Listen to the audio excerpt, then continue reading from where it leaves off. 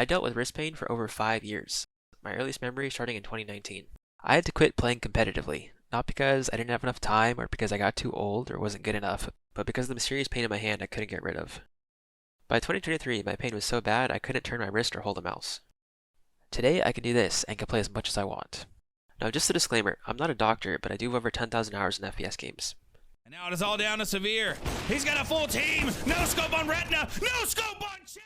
Over the past 5 years, after working with dozens of doctors, I found these methods to be the most effective in combating wrist pain. This video is split into 2 parts. The first part is problem finding. Knowing where it hurts is easy to point out, but figuring out what's causing it is the hard part. What are the actions that you perform daily that lead to this pain? Is it simply too much volume, or are there underlying issues causing you to take more damage than needed? The second part of the video is dedicated to problem solution. Not only will it help me get rid of my pain, but will allow me to become stronger and play for longer. After all, most gamers end up with pain because their demand is too high for their body's supply. So once you restore your health, I'll talk about what can increase it, ensuring you won't ever hurt this bad again. Once we find the why, we can tailor a specific routine to target our weaknesses. My doctors over the years have tried everything from electrical stimulation therapy, blood transfusions, weight training, and even steroid injections. These treatments definitely helped, but nothing solved my long-term problems. Only once I stepped away from the fast-paced and high-pressure environment of competing did I understand how to assess myself accurately. I'd like to throw this in early in the video. Prevention is way better than rehabilitation. Even if you know problems now, you can still apply these things to your routine to ensure they don't pop up in the future. For every improvement you can make now, rehab will make that step forward take exponentially longer. This is where I would like to redefine what feeling pain actually means. I grew up playing a lot of basketball, so naturally Kobe Bryant was my blueprint for work ethic. He practiced 3 to 4 times a day, each session lasting multiple hours. He was one of the best players in the world, so if I wanted to be the best in my game, I felt like I should practice the exact same way. In most disciplines, stopping when you feel pain would be considered weakness or giving up. He's going to try to finish his semi-final race. If I felt a sharp stab or numbness while training, I thought it was a good thing, a signal of my exceptional effort. While many parallels exist between sports and gaming, pain regarding aim training in video games does not fall under this description. The tendons in our hands recover slower, and they require a more delicate training style. The act of gaming isn't a high enough resistance activity to build up your endurance. If you play longer and longer, you'll eventually run into pain. Pain is your body's warning system, screaming and begging you to stop. Pain can feel like a sharp or almost stabbing pulse that pokes at your nerves and tendons. It can last multiple days, and your hands can become irritated even when you're not gaming.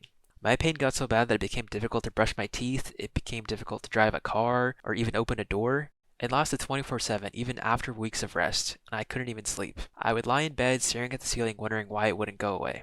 This led to a lack of focus while playing, and it made me super frustrated during rehab. Most of all, I wanted a quick solution to get back to playing and improving.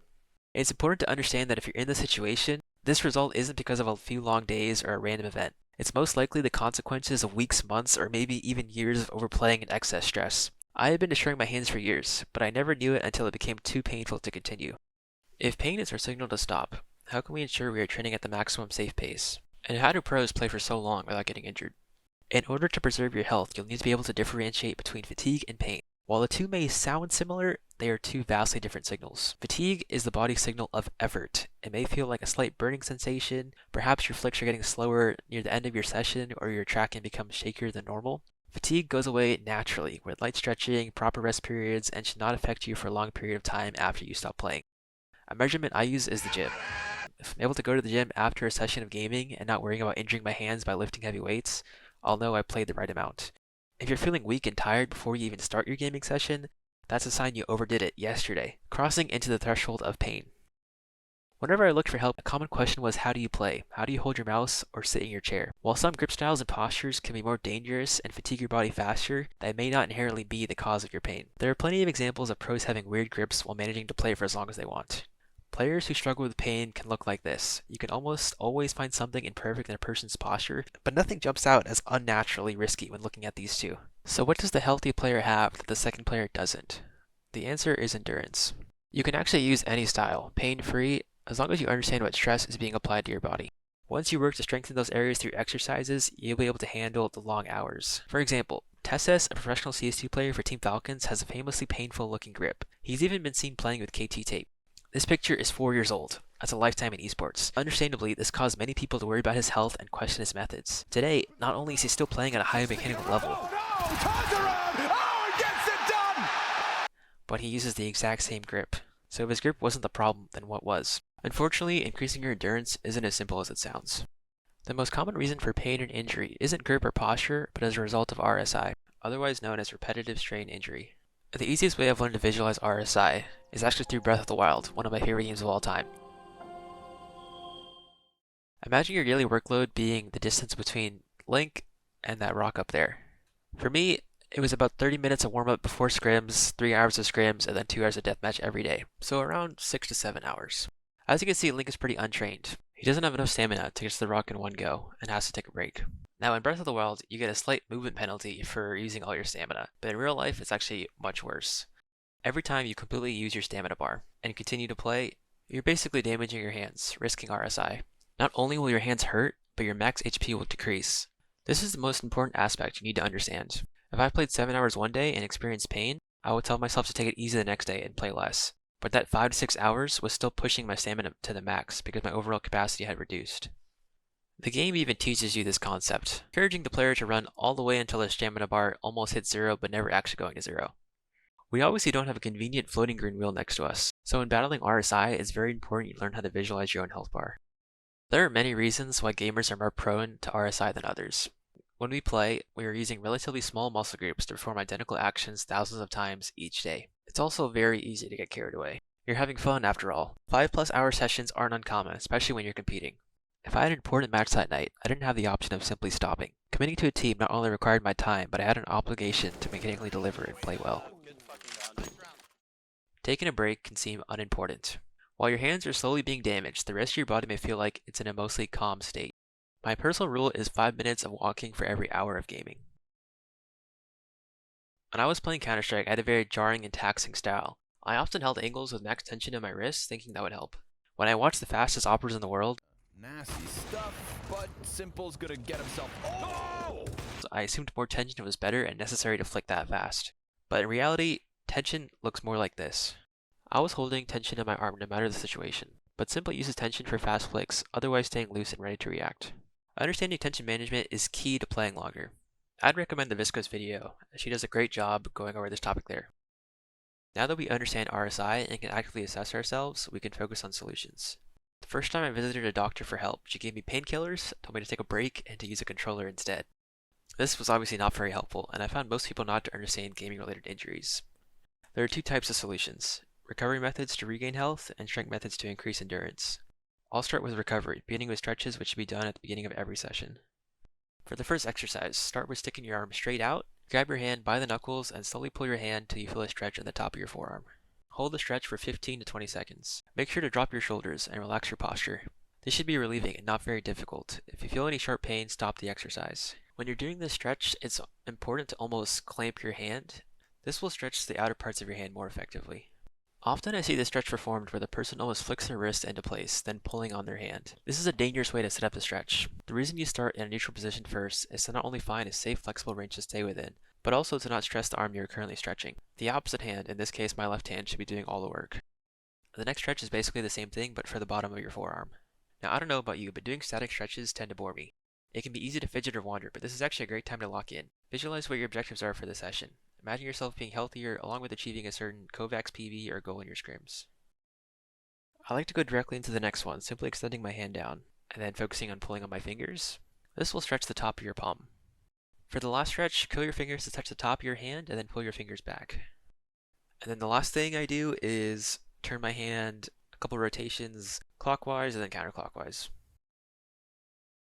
Increasing blood flow to the tendons in our hands is the #1 goal, and compression does exactly that. KT tape increases support and temporarily increases blood flow by lifting the skin. It's actually kind of crazy how strong I felt with it compared to without, but it definitely has its downsides. At a certain point, my doctor simply said I had to acknowledge the fact that I would be in pain so as long as I continued to play. I gave up on paying for physical therapy and spending hours doing exercises, so I slapped on the tape and hoped for the best. And honestly, it did a pretty good job. It held me together, but I couldn't go a few hours without it. It became a crutch or a requirement for me to play, not a solution. I remember running out of tape during a LAN and being terrified to play my next match without it. I usually wrapped one along the top of my forearm or around my wrist. You can also do what King did, but cutting everything up like that takes super long. I'm going to link a video below how to properly apply KT tape using the anchor stretch anchor method. KT tape is a tool that I would highly recommend, but needs to be paired with the other exercises on this list.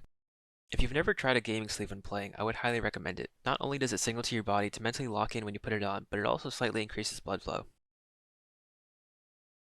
Compression gloves are cheap and really easy to use. I used to wear them at night while reading a book as a way to wind down. If you're struggling to sleep because of your hands, this can be a great tool. I'm going to link a video in the description by 1HP that dives deeper into the concept, but our brains get really good at firing pain signals after prolonged periods of time. Often my hands will feel like they're in danger and start to flare up. Even the thought of launching Counter-Strike would literally make my fingers hurt, but I wasn't in any actual danger. Wearing a ring or a bracelet is a good physical distraction to calm your brain while you do other intensive activities. During physical therapy, ice and heat packs were labeled as preferences, but I use heat almost exclusively now and have found the two to be very different. Heat promotes blood flow and relieves stiffness, which is the dream for wrist treatment. You can find them cheap online, stick them in the microwave for 2 minutes, and use them whenever you like. If you don't have one, alternatively, sitting in the sunlight works great.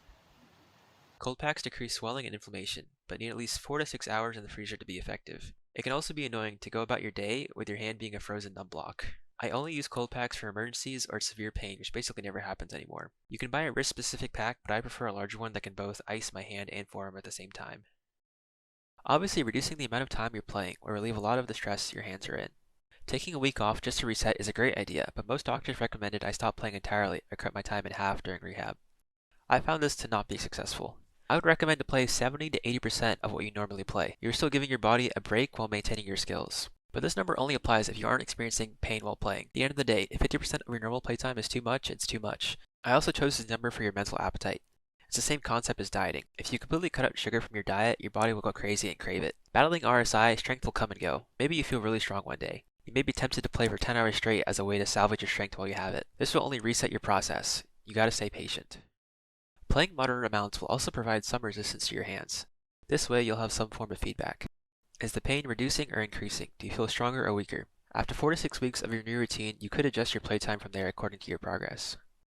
This next section will be the exact same exercises, but I changed the weight and rep range depending on my goal. Lighter weight and more reps will be for recovery, and heavier weight and less reps will be for strength. Many times, doctors recommended to do the exercise in time blocks for 20 to 30 seconds, but I find that hard to track and measure. Timing of a rep can vary a lot, especially if you're new, so I just count reps to make sure I'm doing the correct amount. At this point, I train strength 3 times a week and recovery twice a week. The first exercise is a classic wrist curl. Again, these should be challenging, but pain-free. Brace your forearm against an armrest or a bench and curl the weight. It's important to pause at the top and the bottom of the movement. For recovery, I do these at the end of my session to basically get a forearm pump and promote blood flow. For strength, I will do the exercises in the morning, allowing plenty of time for my hands to rest before I play at night. The next exercise is a wrist extension, working the muscles on the top of your forearm. Most people are weaker in this exercise, so if you can't do as many reps when starting out, it's okay. Same cues as before, pause at the top and bottom and maintain control the entire time. For the next exercise, you'll need a few rubber bands. Wrap them around your fingers at your third knuckles. Expand your hand, bending your fingers at the second knuckle. This works the flexors that run along the top of your fingers. I used to get a lot of pain in my index finger clicking mouse 1, but doing wrist curls in this exercise helped a ton. You can also get a real one if you want, but the rubber bands work just fine. Those first 3 exercises are the golden trio, and pretty much anyone can do them. These last 2 dumbbell exercises can be a bit dangerous and are more advanced, but once you are strong enough, they're great.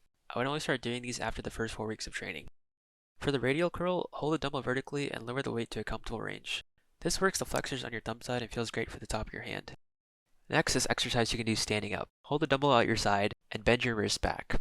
This works the pinky side of your hand and forearm. Lastly, you can get one of these grip trainers off Amazon for pretty cheap. This one is pretty self-explanatory. When squeezing, it's a good idea to try and use your pinky and ring finger as much as possible because those are usually the weaker fingers. And that's it.